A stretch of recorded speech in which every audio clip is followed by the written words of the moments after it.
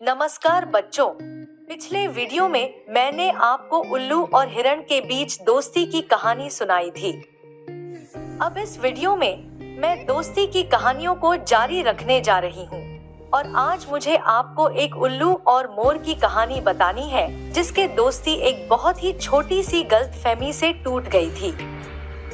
एक घना और विशाल जंगल था जहाँ हर तरफ ऊंचे ऊंचे पेड़ लहराते थे। जंगल बहुत ही सुंदर था। जंगल में कई तरह के जानवर रहते थे। यहाँ की हवा भी शुद्ध और ठंडी थी। जंगल जीवन से भरा हुआ था। इसी जंगल में एक मोर रहता था। मोर का नाम मयूर था। मयूर दिखने में बहुत ही सुंदर था। मयूर बहुत ही शांत स्वभाव का था और सभी से मित्रता करना पसंद था। उसकी एक उल्लू के साथ दोस्ती थी जिसका नाम चंद्र था। चंद्रा अपने समझदारी और तेज दिमाग की वजह से सारे जंगल में जाना जाता था। मयूर और चंद्र की दोस्ती पूरी जंगल में मशहूर थी। दोनों हर जगह साथ में रहते, साथ में खाते और साथ में बातें करते थे। चंद्र हर दिन की तरह आज भी मयूर के पास जाता है। आज तुम्हारे पंख कितने सुंदर दिख रहे हैं। थैंक यू चंद्र, मेरे पंखों की वजह से सब मुझे पसंद करते हैं। सच में तुम बहुत सुंदर दिखाई देते हो मेरे दोस्त। तुम भी किसी से कम नहीं हो। अपने अपने नजरिए की बात होती है। तुम्हारे जैसा दिमाग किसी के पास नहीं है। हर किसी का अपना महत्व होता है। बात तो सही है, लेकिन तुम्हारे समझदारी के आगे सारे जानवर फीके हैं। हर किसी का अपना महत्व होता है। सही कहा चंद्र तुमने। मयूर और चंद्र दिन भर साथ रहते। रात होते ही चंद्र अपने घर चला जाता था। अब मुझे जाना होगा। रुक जाओ, आज तुम यहीं ठहरते हैं। नहीं, मुझे अपने घर की रक्षा भी करनी होती है। हाँ, बात तो सही है तुम्हारी। फिर दोनों दोस्त एक दूसरे को अलविदा कहते हैं। चंद्र उधर अपने घर की तरफ चला जाता।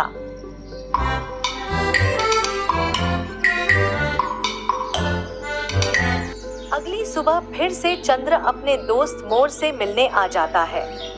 अरे आ गया दोस्त। हाँ मेरे दोस्त। चलो आज कहीं घूमने जाते हैं। मैं भी तुम्हें यही कहने वाला था। सच में? हाँ सच में। तो चलो फिर चलते हैं। दोनों दोस्त जंगल में घूमने निकलते हैं। चलते चलते अचानक से मोर रुक जाता है। क्या हुआ मेरे दोस्त? ये देखो उस पेड़ पर फल। क्या तुम वो फल खाना चाहते हो? हाँ, देखते ही मुंह में पानी आ गया। चलो फिर, एक फल मैं खाता हूँ और एक फल तुम खाओ। हाँ ठीक है, पहले तुम खाओ। चंद्र पहले फल खाता है और कुछ सोचने लगता है। क्या यह दूसरा फल भी खा लूं मैं? मुझे बहुत पसंद आया है। हाँ जरूर खा लो। चंद्र दूसरा भी फल खाता है। उसी जंगल में एक कौवा भी रहता था।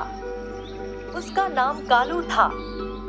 कालू हमेशा से मोर और चंद्र की दोस्ती पर जलता था।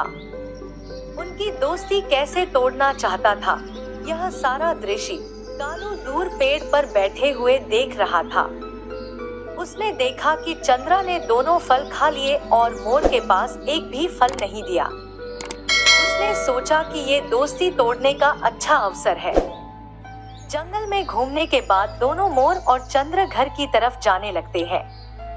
जैसे ही चंद्र अपने घर चला जाता है, कालू मोर के पास आता है। एक बात बोलूं मोर भाई? हाँ बोलो कालू। तुम बहुत भोले हो। चंद्र तुम्हें अपना दोस्त नहीं मानता। नहीं, ऐसा नहीं है। सिर्फ तुम ही उसे अपना दोस्त मानते हो, वो नहीं मानता। हम दोनों हमेशा साथ में से ही होते हैं। वो सिर्फ अपने फायदे के लिए तुम्हारे साथ रहता है। नहीं, ऐसा नहीं है कालू। तो आज उसने तुम्हें फल क्यों नहीं खाने दिया? उसे भूख लगी होगी। क्यों, तुम्हें भूख लगी थी क्या? हाँ, मुझे भी लगी थी। तो फिर उसने क्यों नहीं सोचा कि तुम्हें भी भूख लगी होगी? कोई बात नहीं, दोस्त है मेरा। वह भी मुझे अपना दोस्त मानता है। वो तुम्हें अपना दोस्त नहीं मानता, यह मैं साबित कर सकता हूँ। वो कैसे?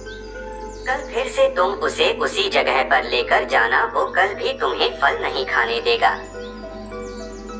कालू को पता था कि चंद्र मयूर को फल क्यों नहीं खाने दे रहा। इसके पीछे का कारण कालू को पता था और वह ये भी जानता था कि कल फिर से चंद्र उसे फल नहीं खाने देगा।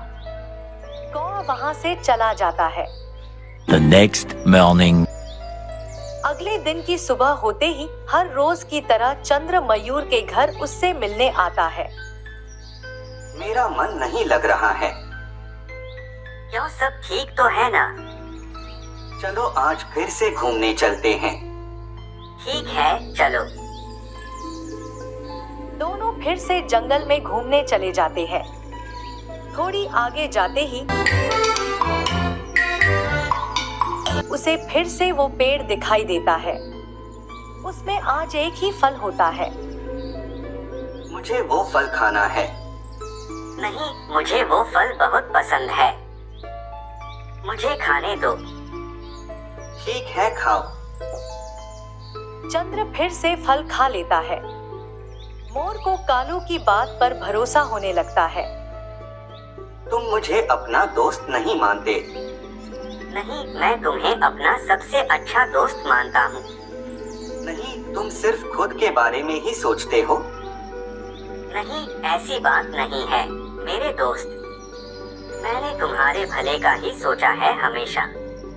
आज से हमारी दोस्ती खत्म और मुझे से कभी मिलने भी मत आना। मयूर वहाँ से चले जाता है। चंद्र भी नाराज हो जाता है।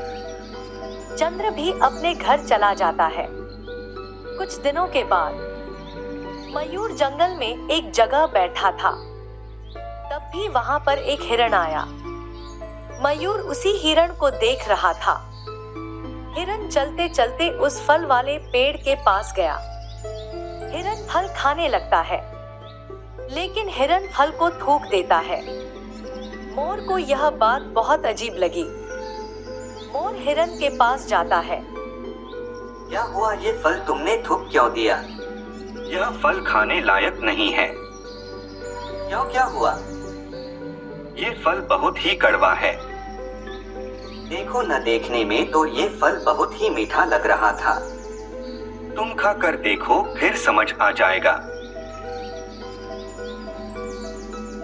मयूर फल खाकर देखता है।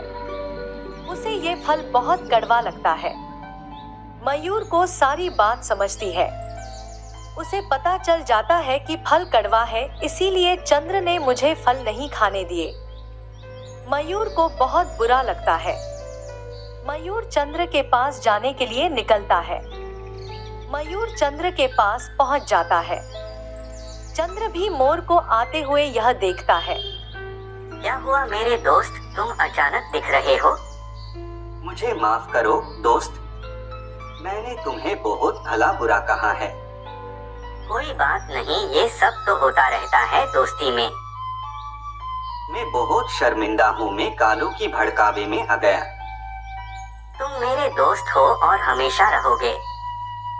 मयूर चंद्र से माफी मांग लेता है और फिर से मयूर और चंद्र अच्छे दोस्त हो जाते हैं। और यही कहानी का अंत है। हमें यह भी याद रखना चाहिए कि छोटी छोटी गलतफहमियां बड़े रिश्तों पर बहुत बड़ा असर डाल सकती हैं, जैसा कि इस कहानी में हुआ। इस तरह की और भी जानकारीपूर्ण और विचारोत्तेजक कहानियों के लिए अपनी राय कमेंट करना न भूलें और चैनल को सब्सक्राइब करें। अगली बार मिलते हैं।